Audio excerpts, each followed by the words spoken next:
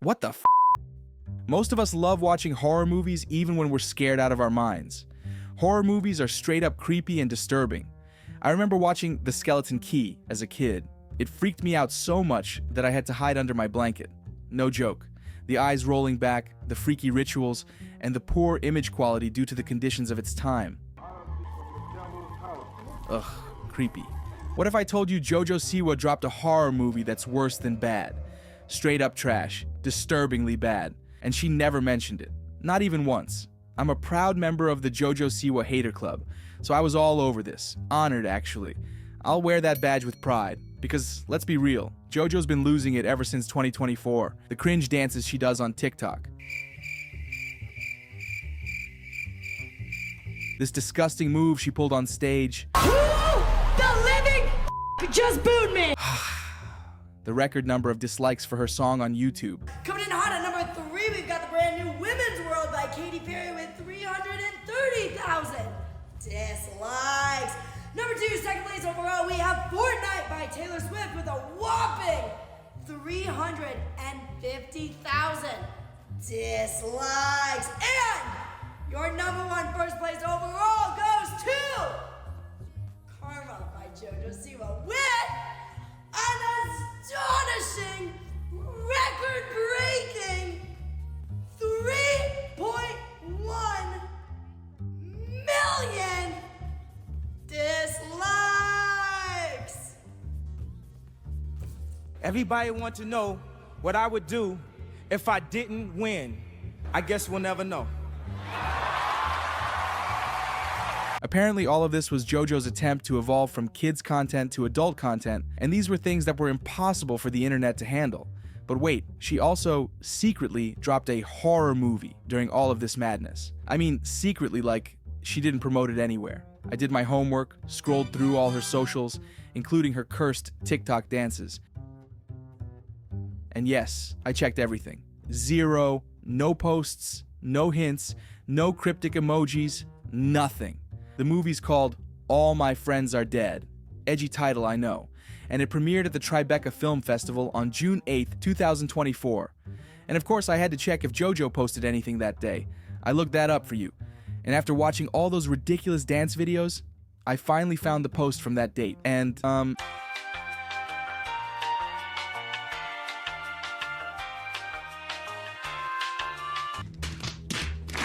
is this a joke?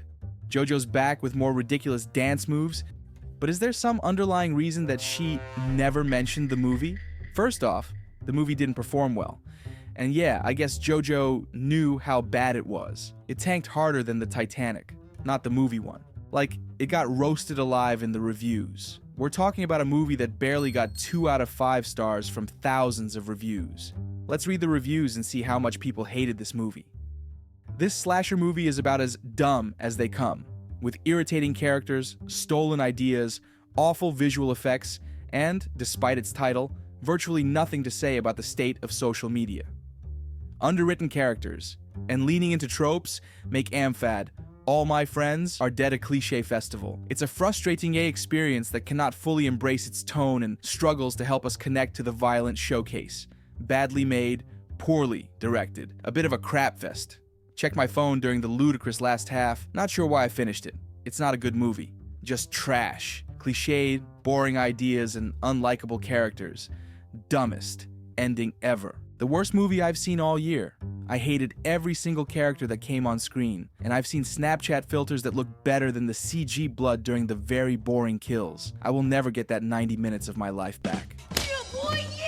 Just to let you know, I found the trailer for the movie on YouTube and it has 100,000 views. And that's enough for a movie like this. Maybe after watching this video, more people will check it out, so the number might increase. But even though 100,000 views seem decent, it's very low compared to JoJo's other videos. It has only 400 likes. Clearly not a fan favorite. And honestly, I agree with them, because I sat there and watched this 1 hour and 30-minute movie for you. No popcorn, no snacks. Lost my appetite.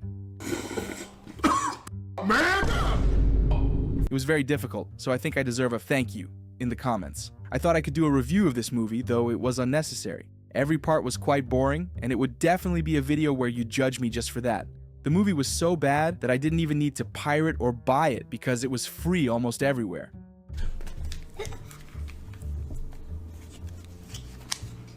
It starts with the most ridiculous scene possible. In life, they are the GOAT.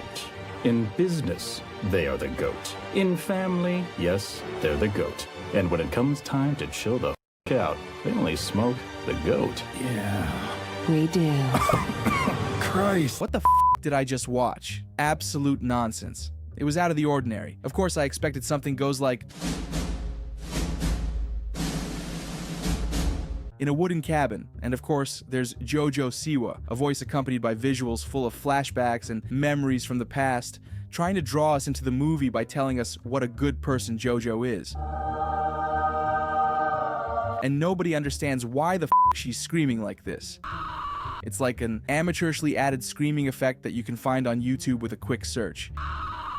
And then JoJo gets killed off in the most dramatic, nonsensical way possible by some unknown figure. And don't worry, because that's not the last time you see JoJo in the movie. Again, the expected cliche. 2,000 years later. Fast forward 2 years, and the story shifts to these 6 friends heading to a festival called Pazoola. Guessing it's an Easter egg for JoJo's terrible song, Karma, the one that broke the dislike record. 3.1 million dislikes! Yeah, that one. We don't know much about the characters, just that they're unlikable and 6 of them were friends with JoJo Siwa, and of course after JoJo dies, they replaced her with another blonde friend. Unpredictable. Honoring a lost friend? Wow. And you have to infer that this blonde friend is a later addition to the group by remembering the photo frame in the 3rd minute of the movie and the fact that she's not in the photo, because it is not explained in the movie at all. Like, you have to piece it together yourself. Imagine, you can have 10 minutes of flashbacks and wasted time meant to draw you into the movie, but you only find out about this blonde newcomer from a photo frame where she isn't present. Reality hurts. Ugh. And then they hit the road for the festival. I should also mention that this is a social media obsessed movie. Some of the characters care a lot about the likes and follows they get from social media. Of course, I'm not a fan of these kinds of movies because they're predictable, with characters whose personalities you can read from a mile away. For example, this girl, she's the most popular one in the group, but she has the worst personality. Are you in a van? Yeah. Are you being sex trafficked right now? Say something racist so I know you're okay. Wait, what? Say something racist so I know you're okay. Say something racist so I know you're okay? Actually, you know what? I can see why JoJo didn't promote this movie. Pan that camera back. Who's that fresh-faced driver? No, you wouldn't be interested in Sarah. Zero social game, nothing to exploit. What a goddamn hater. She who has nothing to share must have something to hide. How right you are, Mr. Weird Agent. I'm not gonna sit here and analyze the whole movie, so let's speed things up. Anyway, the movie continues as expected. They're on their way to the Karma Festival, and somehow they get a flat tire and can't go any further. Suddenly a cop appears on this deserted road. Police! Police! Help! Police! The cop takes them to a nearby Airbnb and, surprise, motherfucker. it's a house in the woods. Who would have guessed? One by one, these friends are killed by someone wearing an LED mask. And repulsively, on this LED mask is a photo of JoJo Siwa. It turns out these 6 friends bullied JoJo to death, and this masked person is avenging her. And guess who's behind the mask? The fucking cop. But that's not even the best part.